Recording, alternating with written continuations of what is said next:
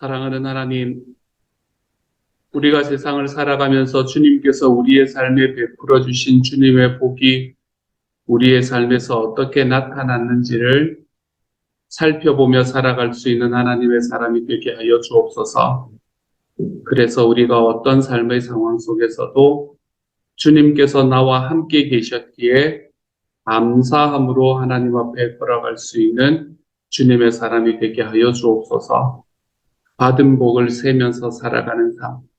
하나님이여, 우리가 주님 앞에서 우리의 삶에서 받은 복을 세어보니 하나님께 감사할 수밖에 없습니다. 주여, 오늘도 고백하며 살아갈 수 있게 하여 주셔서 우리가 하나님, 둑을 세우고 여러 가지를 가두고 하나님 내 삶에 하나님의 복을 꽉 채워 놓으려고 하는 것이 아니라 내가 받은 복이 많으니까 그 복들을 흘려내며 살아갑니다. 하나님 앞에 고백하며 살 수 있는 하루가 되게 하여 주옵소서. 모든 말씀 우리 주님 예수님 이름으로 기도드립니다. 아멘.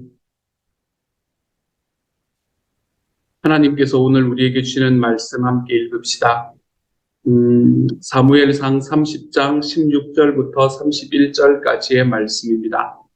사무엘상 30장 16절부터 31절까지의 말씀. 우리 같은 목소리를 읽도록 하지요. 함께 읽습니다. 시작. 그가 다윗을 인도하여 내려가니 그들이 온 땅에 편만하여 블레셋 사람들의 땅과 유다 땅에서 크게 약탈하였으므로 말미암아 먹고 마시며 춤추는지라.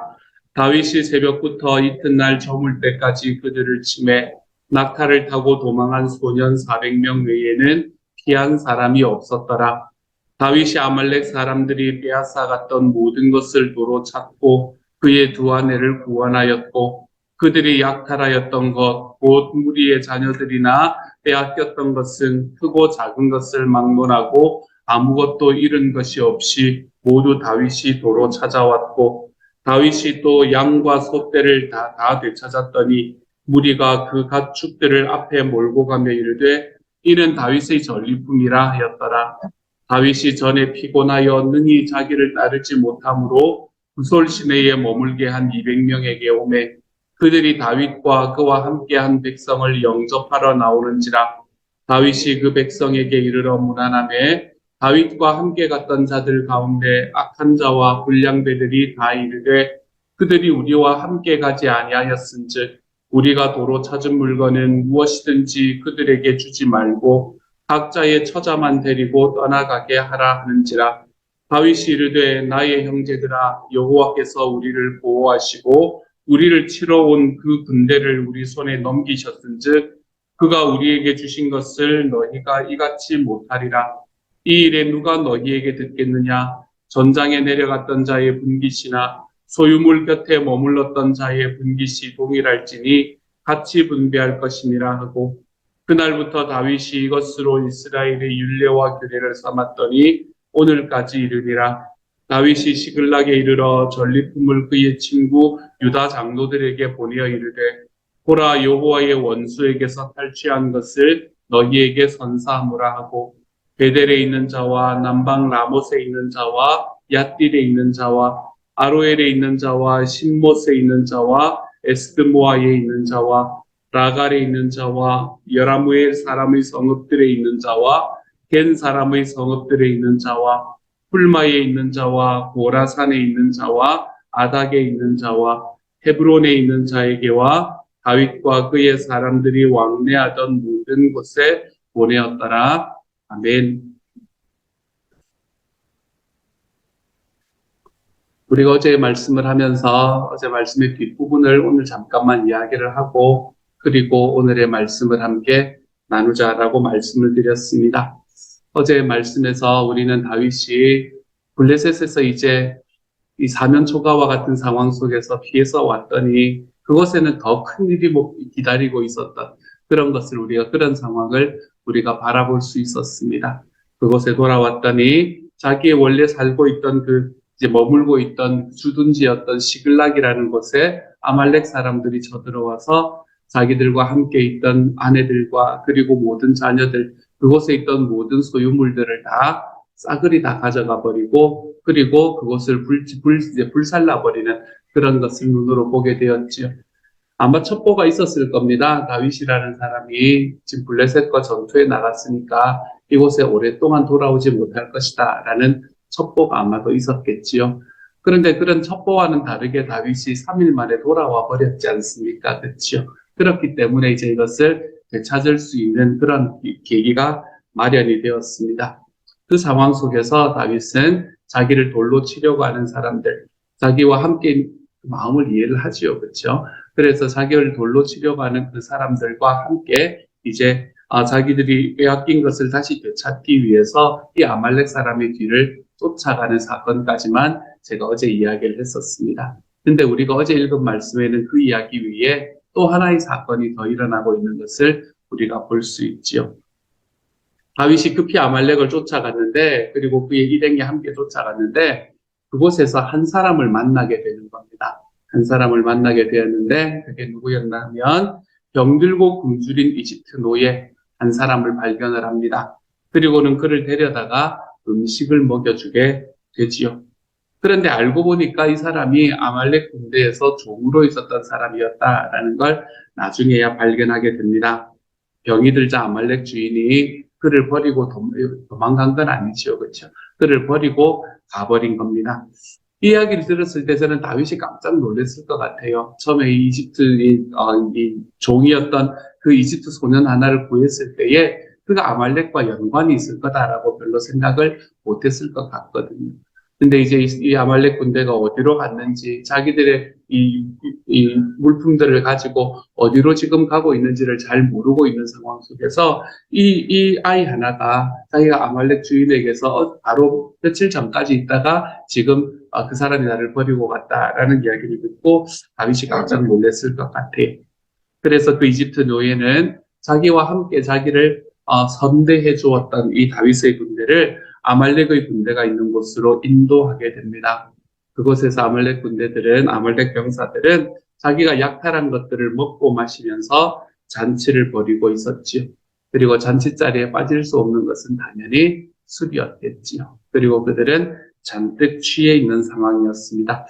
여러분, 그 이후에는 어떻게 됐는가 상상이 되시지요? 그렇죠?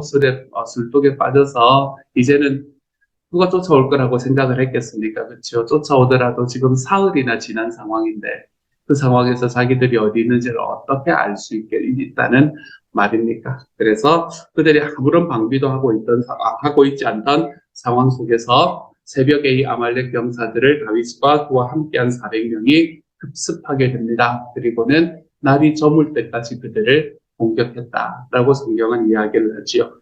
그 중에서 간신히 400명만 도망갔다라고 기록한 것으로 보아서 아마 수천 명이 죽게 되지 않았을까라고 생각을 해봅니다. 그리고 그곳에서 사로잡혀 있던 가족들을 다 되찾게 됩니다. 그 외에도 아말렉이 가지고 있었던 모든 재물들도 함께 건배되는 거죠. 이제는 엄청난 승리를 거두게 된 사건이었습니다. 다윗이 이렇게 큰 승리를 거둘 수 있었던 이유가 무엇일까라는 것을 한번 생각해 보았습니다. 여러분, 다윗이 왜 이렇게 큰 승리를 거둘 수 있었을까요? 물론 하나님께서 다윗과 함께 계셨기 때문이다라는 것은 우리가 변할 수 없는 사실이 되겠지요. 다윗과 다윗을 떠나지 않으시는, 늘 다윗과 함께 계시는 하나님이 그와 함께 계셨기 때문에 다윗이 전쟁에서 승리할 수 있었을 겁니다. 그런데 여기에서 바라보면 그 하나님이 함께 계신다라는 것이 어떻게 다윗에게 나타났나 하면 이 우연히 발견된 이집트 노예, 정말 다윗과 그의 사람들은 우연하게 발견했던 이 이집트 노예를 만나게 하심으로 다윗과 그의 군대가 아말렉 병사들을 찾을 수 있게 되었던 거지요. 다윗에게 우연이라고 생각이 들었고 그와 함께 있는 사람들에게도 우연이라고 생각이 들었지만 사실은 이것은 하나님의 섭리였던 겁니다.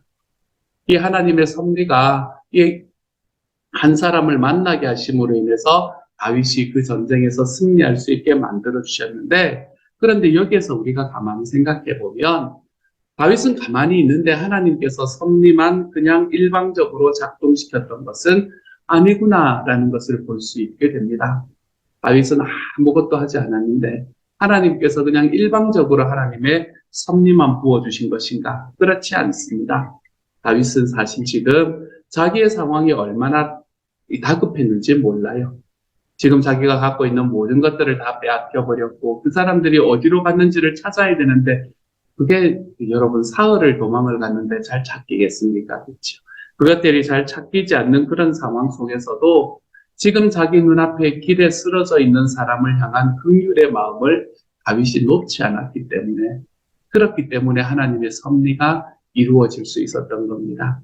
내가 바쁜데 내가 지금 바쁘니까 이건 좀 나중에 하자라고 이야기하고 뒤로 제쳐두었더라면 아마 다윗은 오늘과 같은 이런 기쁨을 오늘의 말씀과 같은 이런 기쁨을 맛보지 못했을 확률이 큽니다. 그로 인해서 자기가 정말 자기도 너무나 급박하지만 자기 길에서 자기의 눈에 죽어가는 사람이 보일 때에 그를 지나치지 못했던 그의 긍휼함, 이것이 다윗이 생각지도 못한 승리를 거둘 수 있게 된 비결이었습니다. 다윗이 하나님께서 지금 역사하시는 주님의 그 섭리하심을 다윗의 삶에서 경험할 수 있게 되었던 방법이었죠. 어떻게 보면 다윗은 점점 왕의 모습을 찾아가고 있구나라는 것을 알게 됩니다. 자기도 힘들고 어렵지만 자기보다 더 아프고 어려운 사람들을 향해서 한 발짝을 내디디는 그러한 마음을 지금 다윗이 가지고 있는, 저는 이것이 왕의 마음이라고 생각을 하거든요. 사랑하는 여러분, 저와 여러분도 우리의 삶에서 하나님께서 우리에게 역사하시는 주님의 이 긍휼하신 하나님의 섭리를 바라보기를 원하신다면 우리의 마음속에도 이 왕의 마음을 좀 가져야 되겠습니다. 긍휼의 마음을 좀 가지고 살아가야 되겠습니다. 나와 함께하는 사람들을 향한 공감함과 마음 따뜻함을 좀 가지며 살아가야 되겠습니다. 나의 형편이 어렵지요. 아픈 것 압니다. 우리의 삶에 누구라도 힘들지 않은 사람이 어디에 있습니까? 세상에서 가장 힘든 것은 바로 내 것이고 세상에서 가장 아픈 것은 내 손에 가시라는 것도 압니다. 그렇지만 여러분, 그 모든 상황 속에서 내 형편만 생각하기보다 우리 주변에 나보다 더 힘든 분들을 위해서 우리가 그분들을 위하는 마음을 가지고 또 그분들에게 실제적으로 좀 도움을 줄 수 있는 삶을 살아갈 줄 알아야 되겠습니다. 그렇게 할 때 우리가 긍휼히 여기는 자를 긍휼히 여기는 자가 긍휼히 여김을 받을 것이다 라는 그 하나님의 말씀이 저와 여러분의 삶에서 이루어질 수 있게 될 겁니다. 우리가 누군가를 긍휼히 여길 때에, 우리가 누군가를 불쌍히 여길 때에 하나님께서도 우리를 긍휼히 여기시고 우리의 삶 속에서 하나님의 섭리를 이루어 가시는 것을 우리가 경험할 수 있게 될 겁니다. 그런 걸 경험할 때 우리가 아까 찬양했던 것처럼 받은 복을 세어보겠습니다, 하나님. 그래서 주님의 크신 복을 내가 알 수 있기를 소망합니다. 우리가 하나님 앞에 그렇게 기도하며 걸어갈 수 있게 될 겁니다. 사랑하는 여러분, 하나님께서는 다윗을 향해서 섭리하고 계셨고 우연을 가장한 섭리로 하나님은 일하고 계셨고 다윗은 긍휼의 마음을 가짐으로 그 하나님의 섭리를 붙들었습니다. 여러분의 삶에 있는 가장 아프고 어려운 삶, 그렇기 때문에 나는 지금 누구에게 고개를 돌릴 만한 처지가 아니에요 라고 생각하는 그 순간에 우리 하나님의 긍휼도 우리들의 삶에서 우리의 삶에 다가오는 것이 늦어지게 된다는 것을 기억하시기를 소망합니다. 사랑하는 여러분, 오늘 하루 살아가며 나와 함께 있는 사람들 속에서 정말로 나의 공감과 나의 시간과 나의 기도를 필요로 하는 사람은 누가 있는가? 다시 한번 돌아보시고 그 긍휼의 마음이 회복되어 가는 과정 속에서 하나님께서 그 사람에게 일하시는, 너무너무 아름답죠. 하지만 내가 그 사람을 긍휼히 여기는 마음으로 하나님께서 나를 향해서 소원하시는 그 하나님의 섭리가 저와 여러분의 삶에서 이루어짐으로 인해 오늘 하루 우리 하나님 앞에 더 행복해지실 수 있는 하나님의 사람들이 되어 가시기를 우리 주님 이름으로 축복합니다. 이 긍휼이라는 이야기가 오늘의 말씀에서 함께 연결되기 때문에 제가 어제 그 애국의 종의 이야기를 오늘 연결하자라고 이야기를 했었던 거거든요. 오늘의 마지막에 말씀을 보면 이런 이야기가 나옵니다. 이제 전쟁에서 다윗이 승리하고 돌아왔잖아요. 돌아왔는데 자기들이 빼앗겼던 가족들과 모든 전리품들을 다 가지고 부솔시내라는 곳으로 되돌아옵니다. 근데 거기에는 지금 사실은 거기에 있는 사람들이 있었어요. 그렇죠? 어떤 사람들이 있었었나 하면 우리가 어제 말씀에서 보았지만 너무 지쳐서 함께 따라갈 수 없었던 200명의 동료들이 거기에 남아 있었던 겁니다. 거기에는 자기들과 함께 따라가지 못했던 사람들이 거기 남아 있었죠. 그들은 아마도 가고 싶은 마음이 없어서 못 간 게 아니잖아요. 그렇죠? 몸이 힘들기 때문에 가지 못한 거기 때문에 그들은 이제나 저제나 하며 이 전쟁의 소식을 기다리고 있었을 겁니다. 이제나 저제나. 하나님께서 어떻게 역사하셨을까? 다윗이라는 우리의 리더는 이 모든 것들에서 승리했을까? 또 나의 아내는, 나의 자녀들은 그곳에서 다시 되찾을 수 있었을까? 이런 마음들을 가지고 그들이 그 소식을 기다리고 있었을 겁니다. 그리고 전쟁에서 승리하고 돌아온 동료들을 보면서 얼마나 기뻐했을까? 라고 생각해 봅니다. 근데 여기에 문제가 하나 발생합니다. 무슨 문제가 발생했나요? 전쟁에 참여했던 사람들 중에 일부가 무례한이었던 사람들이라고 오늘 말씀을 이야기하는데 좀 건들건들하던 평소에 내가 왕이 되어서 살아가던 사람들이었던 것 같아요. 그런 사람들 중에 일부가 남아있던 사람들은 전리품을 가져갈 자격이 없습니다. 라고 이야기를 하기 시작을 했지. 우리가 싸워서 우리가 빼앗은 건데 왜 여기에서 가만히 머물러 있었던 저 사람들에게도 주어야 합니까? 라고 이야기를 한 것이지요. 그래서 그들에게는 가족들만 돌려주고 그리고 나머지 전리품은 싸움에 함께 간 사람들만 함께 나눕시다. 라고 이야기를 합니다. 여러분은 이 이야기를 듣고 어떻게 생각하십니까? 우리가 이 말씀을 가만히 생각해 보면, 이 이야기를 가만히 생각해 보면 대단히 합리적인 의견이구나라는 생각을 하게 됩니다. 합리적인 의견이지요. 그곳에서 같이 싸우지 못했던 사람, 목숨을 함께 내놓지 못했던 사람이었는데 그 사람들에게 나누어 줄 이유가 무엇이냐. 아무것도 주지 말자는 이야기가 아니라 그들이 원래 가지고 있었던 것은 다 돌려주고 그리고 우리가 전쟁을 해서 빼앗았던 것은 우리가 빼앗은 거니까 그건 우리끼리 나누면 더 좋지 않습니까? 얼마나 합리적인 이야기입니까, 여러분? 이렇게 합리적인 이야기, 죽도록 고생해서 전쟁에 참여한 사람들과 뒤에 남아있었던 사람들을 똑같이 대우하는 것은 불공평한 일이 아닙니까? 우리 사회에 지금 일어나고 있는 이 담론들과 굉장히 비슷한 담론이라고 생각을 합니다. 뒤에 남아있었던 사람들, 전쟁은 우리가 있는데 저 사람들에게 무언가 간다는 건 너무나 불공평한 일이 아닙니까? 라고 이야기를 합니다.